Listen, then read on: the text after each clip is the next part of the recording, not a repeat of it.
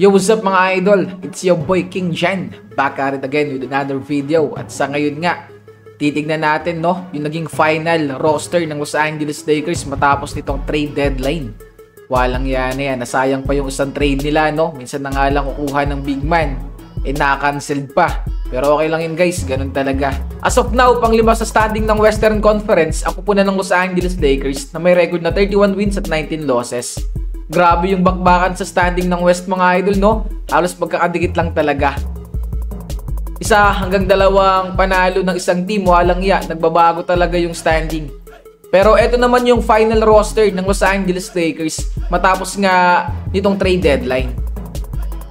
Una sa lahat, si LeBron na may height na 6'9", age 40. Pangalawa si Jared Vanderbilt, jersey number 2, height nito 6'8". Jordan Goodwin, nag-sign to mga idol, sa pamamagitan ng two-way contract. Winave nila si Traore bilang kapalitan nga nito ni Goodwin.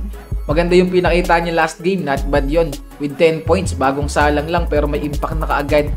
Syempre, ang isa pang point guard nila na si Gabe Vincent na may height na 6'2", Markieff Morris na nakuha via trade.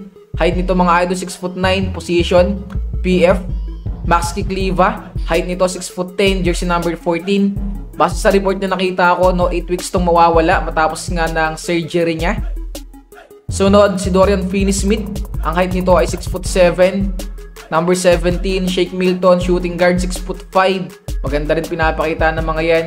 Jackson Hayes, siya yung tumatayong starting center ngayon ng Lake Show, Matapos nga ma-trade ni Anthony Davis papunta sa Dallas Mavericks.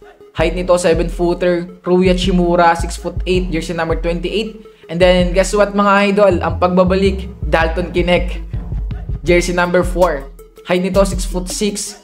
SG, small forward ang position. Cam Reddish, ang pagbabalik din guys ni Cam Reddish, walang 6'7". 25 years old pa lang din. Christian Wood, 6'8", PF, kasalukuyang injury. AR-15, shooting guard, 6'5", jersey number 15, walang yan.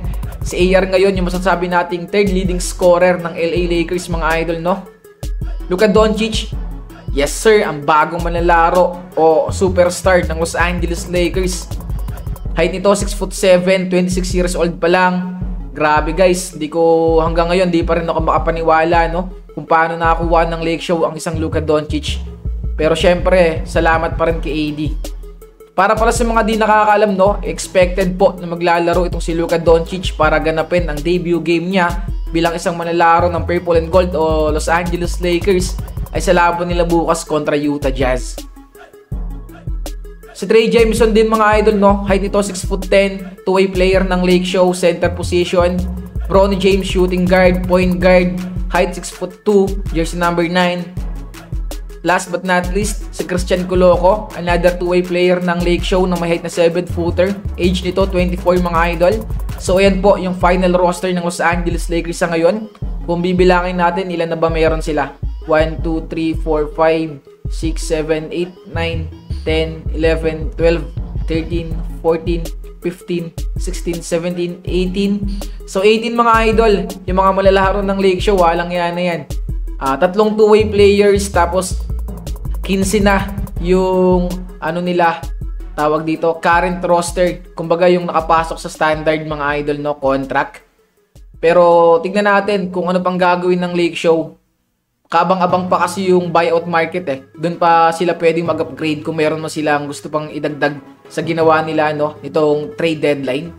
So kung kayo tatanungin mga idol, ano sa tingin nyo? Kinakailangan pa ba ng Los Angeles Lakers gumawa o sapat na yung ginawa nila nitong trade deadline? Magkomento lang dyan sa may comment section at babasahin natin yan. Maraming salamat sa solid na suporta nyo mga idol. It's your boy King Jen. I'm out.